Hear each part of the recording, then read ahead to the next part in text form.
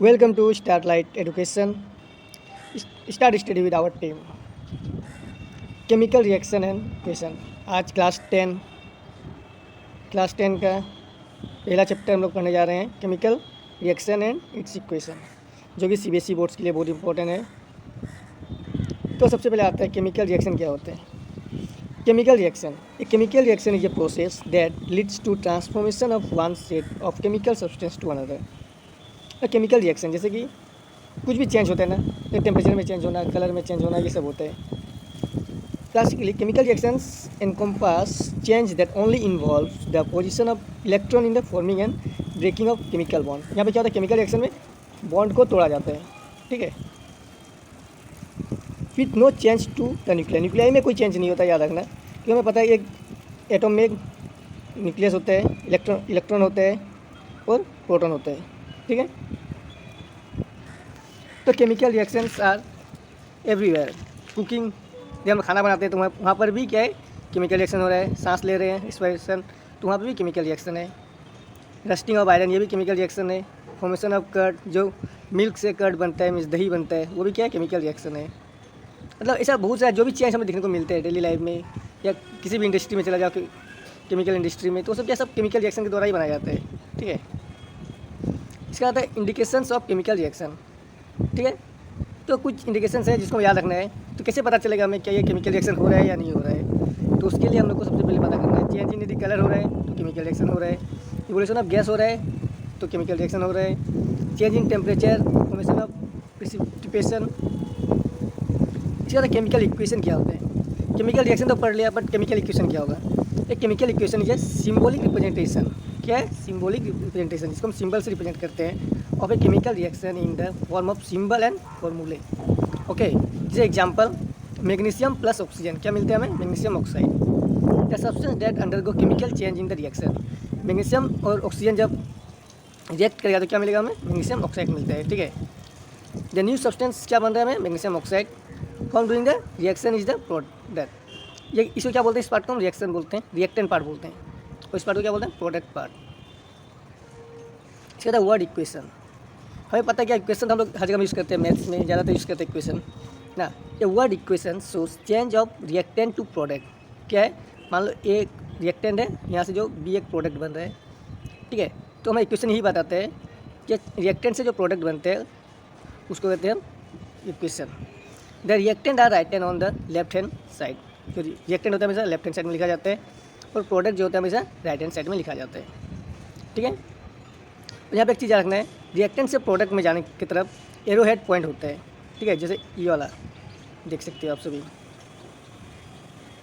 इसका आता है स्केलेटल इक्वेशन। स्केलेटल इक्वेशन क्या होते हैं।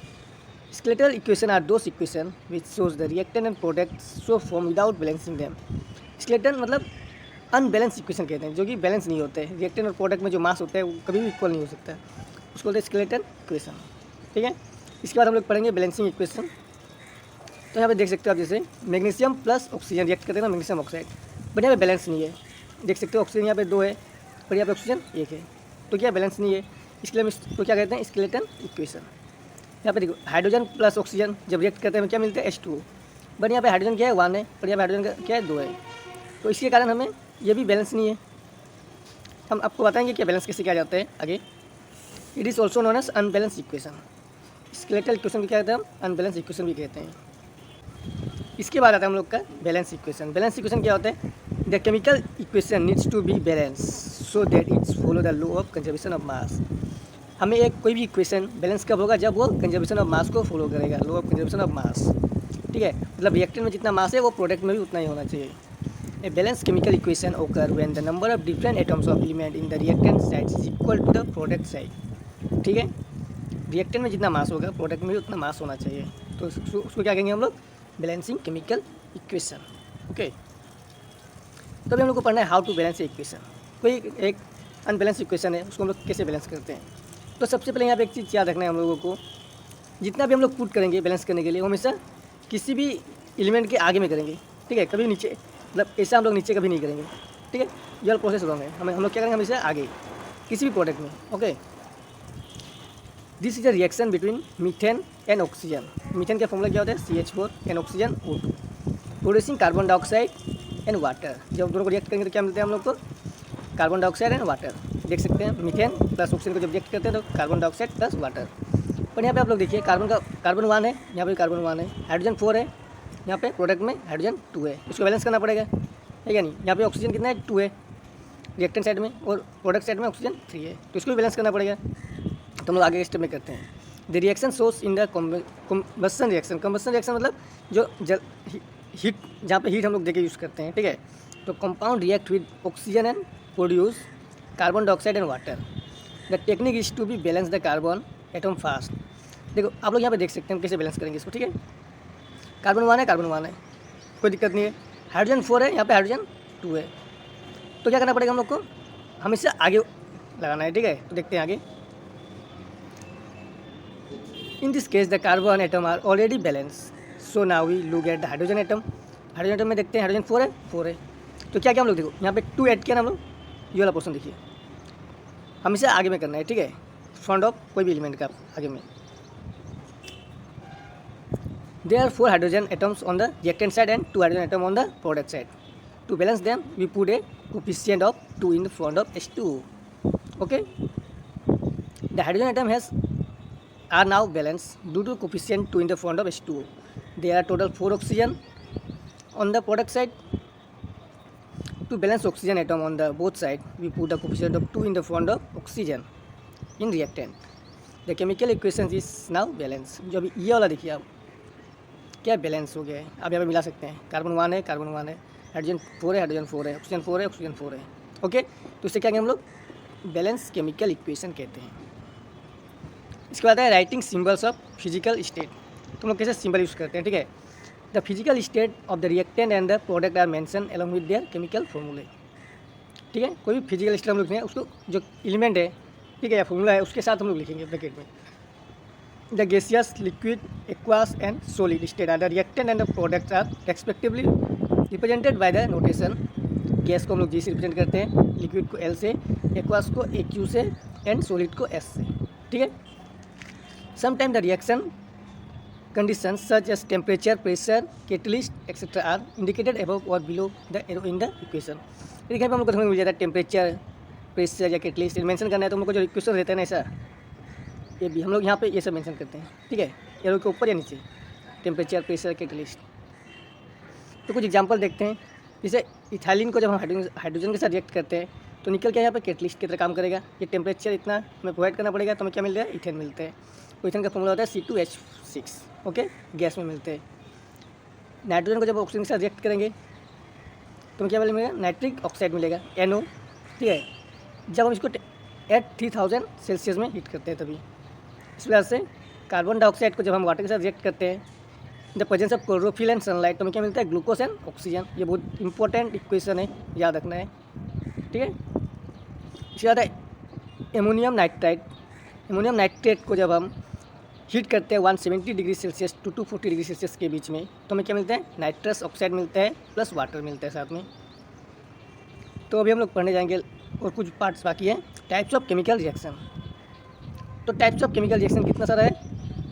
सबसे पहले कॉम्बिनेशन रिएक्शन पढ़ना है, इसके बाद decomposition reaction, displacement reaction, double displacement reaction, oxidation and reduction reaction, और इसको पूरा को मिला के क्या बोलते हैं, रिडक्स रिएक्शन भी कहते हैं, ठीक है। ऑक्सीडेशन एंड ऑक्सीडेशन और रिडक्शन रिएक्शन को।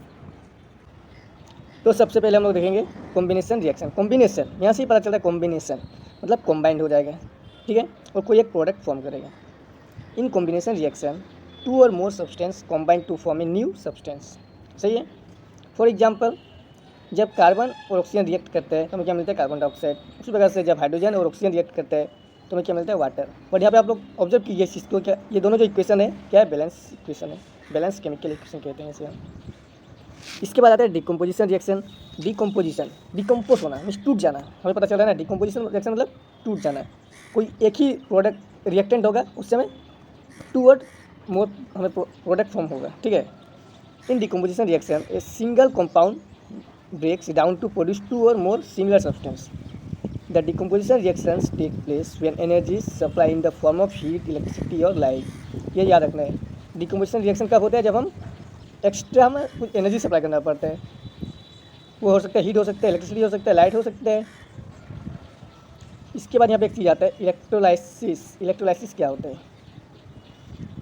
When a substance is decompose by passing electric current the process is called electrolysis. जब कोई एक reaction in the presence of electricity हो रहा है, ठीक है, करंट, तो वो क्या होता है? इलेक्ट्रोलाइसिस रिएक्शन कहते हैं उसे। यहाँ पे देख सकते हो जैसे वाटर को जब हम तोड़ते हैं, ठीक है, तो हमें हाइड्रोजन प्लस ऑक्सीजन मिलता है in the form hydrogen in the form of gas and oxygen in the form of gas also. तो ये कुछ टेबल आप यहाँ पर देख सकते हैं। ये लोग इलेक्ट्रोलाइट है, ठीक है, इधर कैथोड है, ये एनोड है।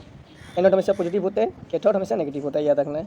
तो ये वाटर है, वाटर जब टूटेगा तो नेगेटिव नॉन मेटल आयन जो कैथोड होता है और पॉजिटिव मेटल आयन जो कि एनोड होता है, याद रखना है आप सभी को। इसके बाद है थर्मल डिकम्पोजिशन। थर्मल डिकम्पोजिशन मतलब क्या? डिकम्पोजिशन तो पता है टूटता है, ठीक है, पर थर्मल जब प्रेजेंस ऑफ हीट क्या होगा? When substance decompose on heating it is called thermal decomposition. ये कैल्शियम कार्बोनेट, ये क्या है? कैल्शियम कार्बोनेट है, CaCO3। जब इसको हम हीट देते हैं, ठीक है, यहाँ पे हीट प्रोवाइड करेंगे, क्या हीट, जब यहाँ पे हीट प्रोवाइड करेंगे तो calcium oxide plus carbon dioxide हमें मिलेगा। कैल्शियम ऑक्साइड जो सॉलिड के फॉर्म में होगा, कार्बन डाइऑक्साइड जो गैस के फॉर्म में होगा। इसके बाद आता है फोटोकेमिकल डिकम्पोजिशन। फोटोकेमिकल डिकम्पोजिशन क्या होता है?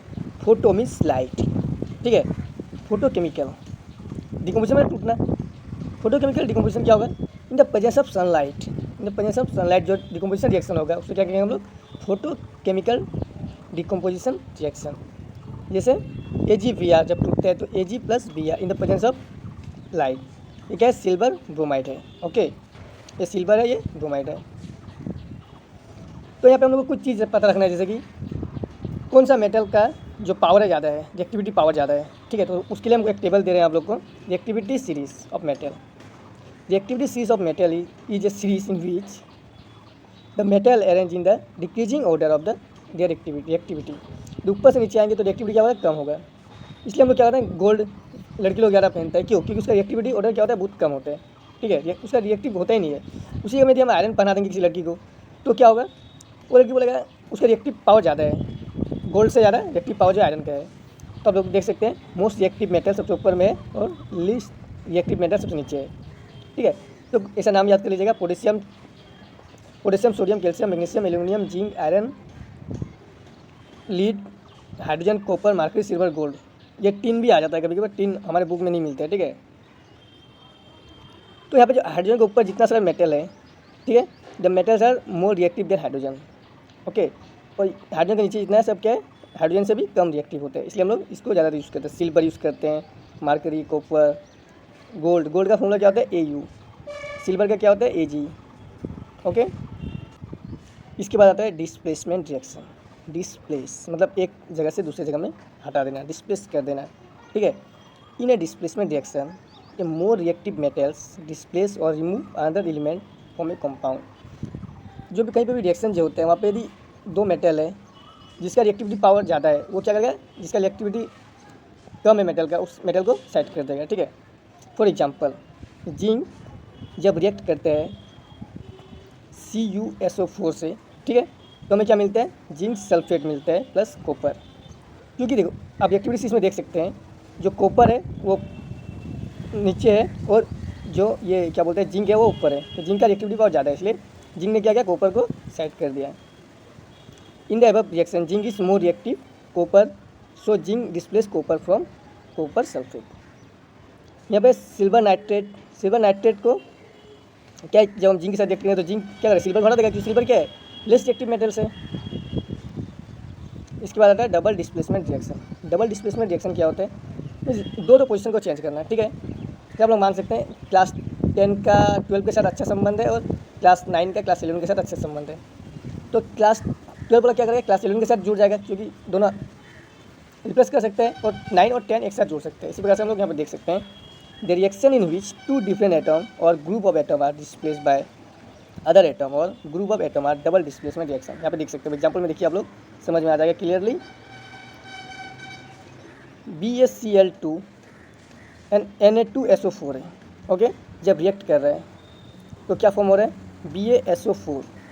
देखिए क्योंकि ये इसको रिप्लेस कर रहा है, क्योंकि ये क्या है? इसका पावर क्या ज़्यादा है, तो ये इसका जगह ले लेगा और इसको इधर छोड़ देगा, ठीक है। तो सोडियम क्लोराइड फॉर्म कर रहे हैं। तो double displacement reaction can be precipitation reaction भी हो सकता है। तो प्रिसिपिटेशन रिएक्शन क्या होता है? Precipitation reaction occur when cations and anions in aqueous solution combine to form an insoluble ionic solid called a precipitate। Okay, देख सकते हैं यहाँ पे नीचे में जमा हो जाता है प्रिसिपिटेट।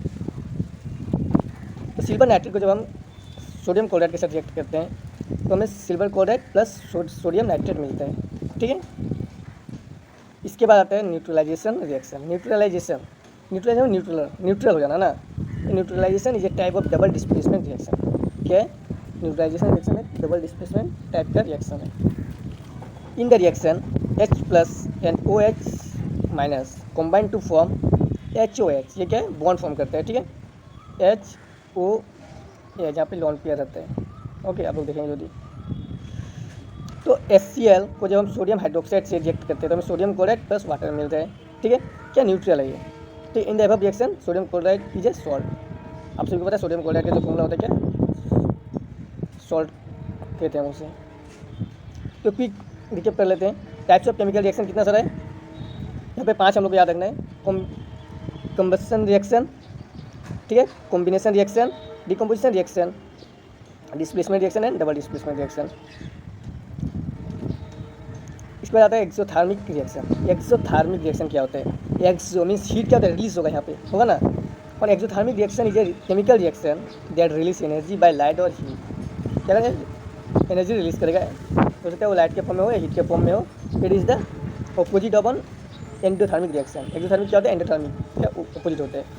और एंडोथर्मिक रिएक्शन में क्या होता है? हमें जो है हीट सप्लाई करना पड़ता है, ठीक है।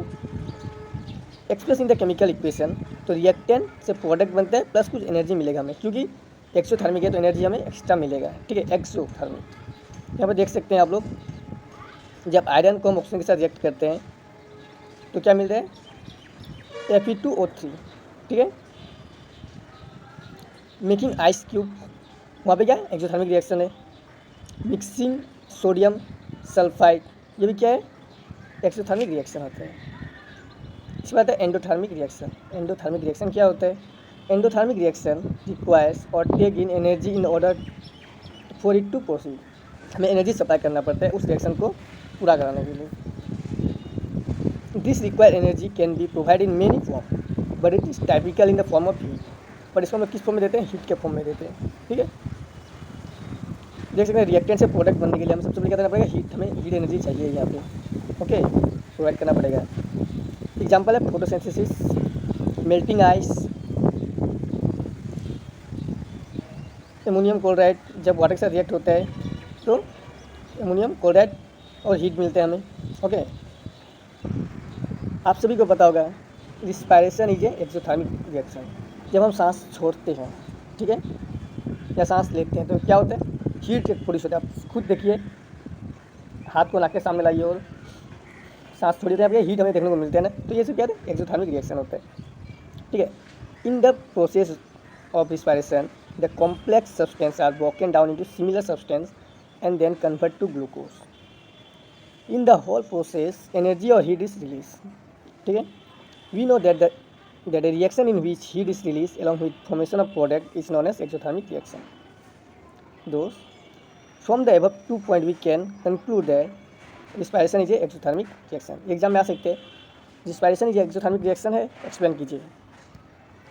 इसके बाद यहाँ पे 2 चीज़ इंपॉर्टेंट पॉइंट आता है एग्जाम व्यू के ऊपर, तो ये है ऑक्सीडेशन एंड रिडक्शन रिएक्शन। और दोनों को मिलाकर हम लोग कहते हैं रिडक्स रिएक्शन भी कहते हैं, ठीक है। तो सबसे पहले हम याद रखना है ऑक्सीडेशन कब होगा? जब वो गेन ऑफ ऑक्सीजन करेगा, मीन्स वहाँ पे एडिशन ऑफ ऑक्सीजन होगा, means gaining of oxygen and removal of hydrogen. वहाँ से हाइड्रोजन रिमूव होगा तो क्या होगा? ऑक्सीडेशन होगा। Any chemical substance following any this is said to be oxidise. ये दोनों में से कोई एक फॉलो कर रहा है तो उसको क्या कहेंगे हम लोग? ऑक्सीडेशन रिएक्शन कहेंगे, ठीक है।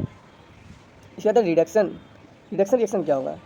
Removal of oxygen and addition of hydrogen. उल्टा है, एकदम उल्टा है। ऑक्सीडेशन का ऑपोजिट है reduction, okay. Any chemical substance following any of this rule are set to be reduce. ये removal of oxygen and addition of hydrogen क्या कहते हैं? Reduction reaction. Reaction involving both oxidation and reduction process. ये जो ऐसा वाला question जो है एग्जाम में पूछा जाता है बहुत बार, हमारे टाइम में तो पूछा गया था, ठीक है। occurring simultaneously are known as redox reaction. redox reaction किसे कहते हैं? जब ऑक्सीडेशन एंड रिडक्शन दोनों एक ही रिएक्शन में होगा तो उसे क्या कहते हैं हम लोग? रिडक्स रिएक्शन कहते हैं, और ऑक्सीडेशन एंड रिडक्शन रिएक्शन भी कहते हैं। आप देख सकते हैं Fe2O3 जब CO के साथ रिएक्ट हो रहा है तो क्या मिल रहा है हमें? Fe मिल रहा है। Fe मतलब क्या है? Fe2O3 इसमें ऑक्सीजन था, ये क्या कर रहा है? जब प्रोडक्ट में Fe है ओनली, इसका मतलब क्या है? ये ऑक्सीजन को रिलीज़ कर दिया। ऑक्सीजन रिलीज़ करना मतलब क्या है? रिडक्शन। और CO इसके बाद ऑक्सीजन था और क्या क्या ऑक्सीजन और भी गेन किया। गेन ऑफ ऑक्सीजन मीन्स या और addition of oxygen is oxidation. ठीक है, इसके बाद आता है हम लोग के पास ऑक्सीडाइजिंग एंड रिड्यूसिंग एजेंट। ये क्या होते हैं? क्वेश्चन में पूछ देते हैं बोर्ड एग्जाम में, ऑक्सीडाइजिंग एजेंट क्या होते हैं, रिड्यूसिंग एजेंट क्या होते हैं। An oxidising agent is a substance which oxidise something else. Oxidising agent एक सब्सटेंस है जो कि ऑक्सीडाइज करता है किसी भी रिएक्शन, किसी भी एलिमेंट को, ठीक है, या मेटल को कह सकते हैं। A reducing agent reduce something else in the equation. The carbon monoxide is the reducing agent. तो मैं कार्बन मोनोऑक्साइड एक क्या रिड्यूसिंग एजेंट है, ये याद रखना है हम लोग को। ठीक है, एग्जाम में पूछ सकते हैं कि रिड्यूसिंग एजेंट का एग्जाम्पल दो, तो क्या लिखना है हम लोग को? Carbon monoxide. Okay, oxidising agent give oxygen to another substance or remove hydrogen from it. Oxidising agent में क्या होता है? वो ऑक्सीजन देता है और हाइड्रोजन को रिमूव कर सकते हैं, दोनों से कोई एक होने से ही वो ऑक्सीडाइजिंग एजेंट कहलाते हैं। रिड्यूसिंग एजेंट में क्या होता है? Remove of oxygen from another substance or give hydrogen to it. Okay, इसके बाद आता है यहाँ पे 2 मार्क तो आएगा ही एग्जाम में, श्योर है। The effect of oxidation reaction in everyday life. सबसे पहले क्या होता है? हमें रिएक्शन, ऑक्सीडेशन रिएक्शन कहाँ पर देखने को मिलते हैं? कोरोजन, नाम सुना होगा कोरोजन, नहीं सुना होगा? रस्टिंग तो सुना होगा, रस्टिंग ऑफ आयरन। ओके, तो corrosion is a natural process. क्या है कोरोजन? क्या है? एक नेचुरल प्रोसेस है, ठीक है, which converts a refined metal to a more stable form such as its oxidise hydroxide or sulphide. ये फॉर्म में कोरोजन क्या है? Corrosion is a natural process which convert a refined metal to a more stable form such as its oxide hydroxide or sulphide. Corrosion engineering is the field dedicated to controlling and stopping corrosion. ठीक है, ये corrosion engineering होता है, card अभी नहीं चाहिए हम लोग को। Corrosion causes damage to a car bodies. कहाँ पे कोरोजन हो सकता है, डैमेज कर सकते हैं, क्या नुकसान हो सकता है हमें? तो कार बॉडीज मीन्स कोई metal bodies, bridge, iron railing, ship and to all object made of metal. तो याद रखना जितना भी ऑब्जेक्ट मेटल से बना हुआ है उसमें क्या होता है? कोरोजन हो सकता है, स्पेशली दोस ऑफ आयरन, जो ज़्यादातर आयरन से बना होता है उसमें ज़्यादातर कोरोजन होता है। ठीक है, corrosion of iron is called rusting and it's a serious problem. क्या है? कोरोजन जो है हमारे पूरा इंडिया में बोलो तो पूरा वर्ल्ड में बहुत ज़्यादा पैसा खर्चा करना पड़ता है हर साल कोरोजन किसी भी आयरन को प्रिवेंट करने के लिए, ठीक है, मेटल को प्रिवेंट करने के लिए। Every year an enormous amount of money is spend to replace damage iron. ठीक है, the rusting of iron can be prevented by, ये क्वेश्चन आते हैं, हम रस्टिंग ऑफ आयरन को कैसे प्रिवेंट कर सकते हैं या कोरोजन को कैसे प्रिवेंट कर सकते हैं? By painting, oiling, galvanising, anodising.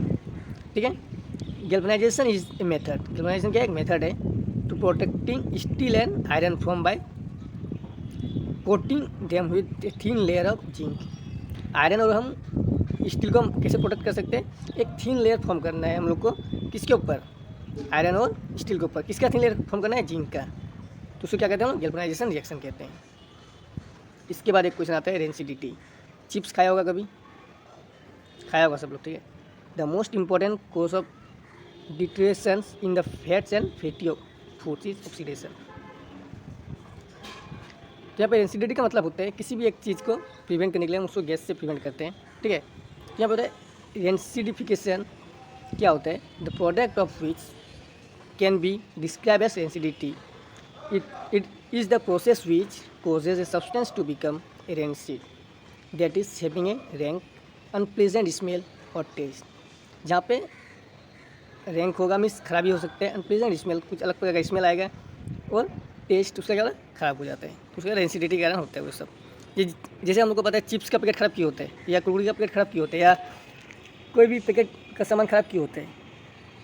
क्योंकि उसमें जब रेंसिडिटी फॉर्म होता है, ठीक है। तो इसलिए हम लोग क्या करें? रेंसिडिटी से प्रिवेंट करने के लिए हम लोग किसी भी चीज़ को हम लोग नाइट्रोजन गैस का यूज़ करते हैं। तो आप लोग जब कुरकुरे का पैकेट खोलते होंगे या चिप्स का पैकेट खोलते होंगे तो वहाँ पर क्या होता है? नाइट्रोजन गैस भरा हुआ होता है, इसलिए वो पैकेट क्या होता है? फुला हुआ होता है, ओके। इसके बाद है प्रिवेंशन ऑफ डेंसिटी कैसे कैसे प्रिवेंट हो सकते हैं। स्टोरेज इन कलर ग्लास, किसी भी चीज़ को हम लोग कलर ग्लास में रखना चाहिए, ठीक है, जो कि ऑक्सीडेशन से बचता है, ठीक है।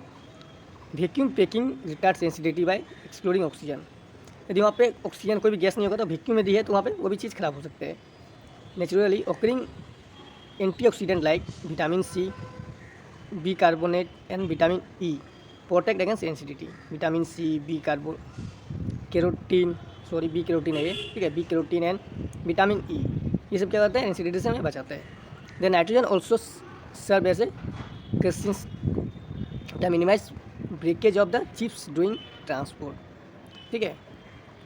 चलो कुछ इंपॉर्टेंट इक्वेशन है, ठीक है, जो कि याद रखना है आप लोगों को। कंपाउंड का नाम और सिंबल है, तो कैल्शियम कार्बोनेट को हम क्या कहते हैं, CaCO3, कार्बन डाइऑक्साइड को CO2, कॉपर सल्फेट को CuSO4, ग्लूकोज का फॉर्मूला आप सभी को पता होगा C6H12O6, hydrochloric acid means HCl, sodium bicarbonate, इसको हम लोग बेकिंग सोडा भी कहते हैं, एग्जाम में पूछ जाता है बेकिंग सोडा का केमिकल फॉर्मूला क्या होता है, तो NaHCO3, सोडियम क्लोराइड, इसको क्या होता है, टेबल सॉल्ट कहते हैं, सोडियम क्लोराइड आप सबको पता होगा NaCl, sodium hydroxide NaOH, water H2।